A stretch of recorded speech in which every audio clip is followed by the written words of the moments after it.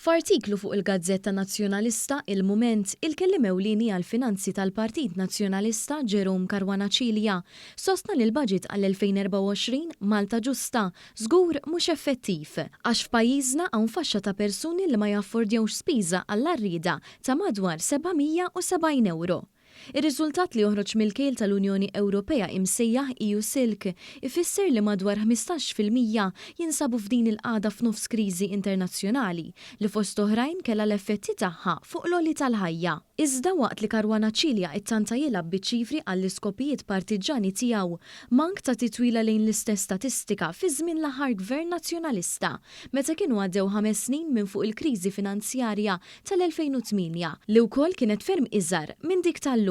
Fil-fatt li mandunax il-kellim tal-Oppożizzjoni u li fi żmien il-Partit Nazzjonalista fil-Gvern immexxi minn Lawrence Gonzi meta skontu il-poplu kien ferm aħjar milli hu llum kien hemm 25% tal-popolazzjoni f'din il-qagħda.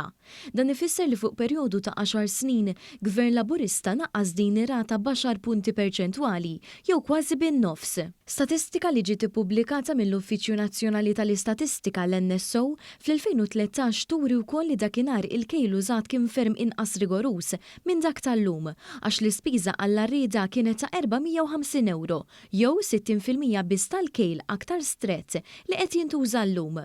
Li jfisser li jekk jintuża l-istess kejl tal-2012 illum kienu jkunu ferm inqas mill-15% tal-popolazzjoni li ma jaffordjawx spiża għall-arrieda.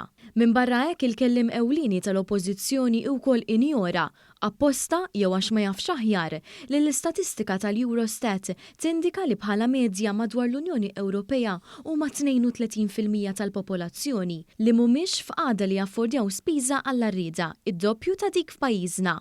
F'pajjiżi oħrajn fl-Unjoni Ewropea bħal Greċja ir-rata hi ta' 44%.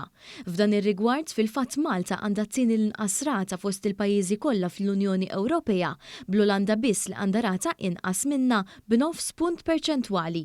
Dan ma kienx il-każ fl-2012 meta Malta kellha rata ta' persuni li ma jifilħux spejjeż għall-arrieda kważi 5 punti perċentwali aktar mill-pajjiż bl-inqas rata fl-Ewropa. Għal darb'oħra l-kelliem għall-finanzi tal-Oppożizzjoni responsabbli mit-taffiġġa tal-Pre-Budget Document Nazzjonalista is-sena li għaddiet reġa' wera kemm mhux ta' stoffa u kemm il-pożizzjoni li aspira li jokkupa dik ta' Ministru għall-Finanzi żgur ma tixraqlux.